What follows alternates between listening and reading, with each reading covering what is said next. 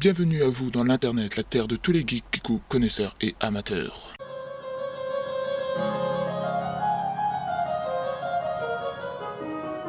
Laissez-vous tenter par une promenade dans les profondeurs de l'Internet en ma compagnie. En effet, Internet a beau être utilisé par tous, il est souvent un média méconnu.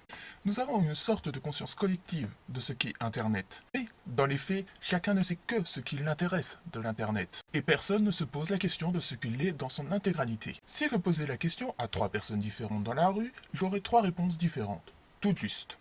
Mais, aucune ne comportant les mêmes données.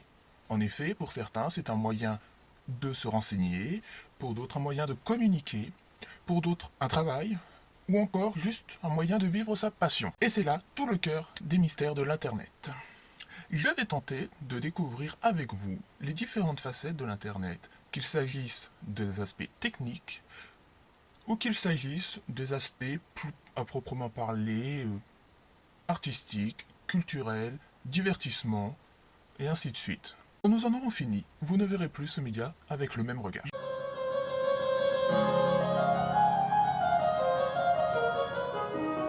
Je vais commencer par vous parler un petit peu de l'histoire de l'Internet. En effet, l'idée de la création de l'Internet remonte en 1961 avec Leonard Kleinrock, qui publia le premier texte théorique sur le partage des grandes masses de données.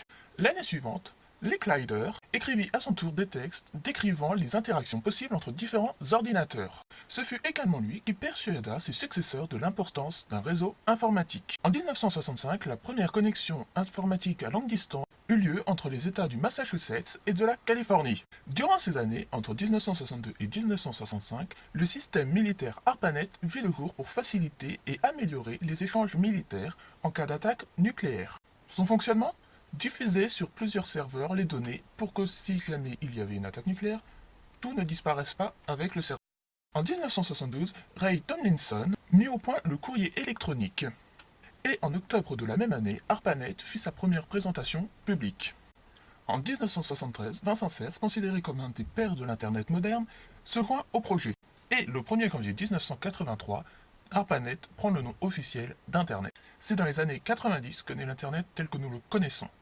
En effet, il prend sa forme de web, constitué de pages HTML accessibles via des adresses URL. Et en 1993 apparaît le premier navigateur web supportant le texte et les images. À partir des années 2000, Internet connaît une immense expansion, en partie due à la démocratisation des ordinateurs. En décembre 2013, selon l'étude menée par Internet World Stats, sur les 66 millions de Français, 52 millions ont un accès à Internet et s'y connectent régulièrement. Voilà, c'était le premier épisode des mystères de l'Internet. J'espère qu'il vous aura plu. Si c'est le cas, n'hésitez pas à le partager sur les réseaux sociaux. Si vous avez des commentaires, des questions, des remarques, c'est dans les commentaires sous la vidéo. Vous pouvez également me conseiller des sujets d'Internet à traiter. Si c'est le cas, si vous en avez, c'est également dans les commentaires sous la vidéo. Merci de m'avoir écouté. À bientôt pour le prochain épisode.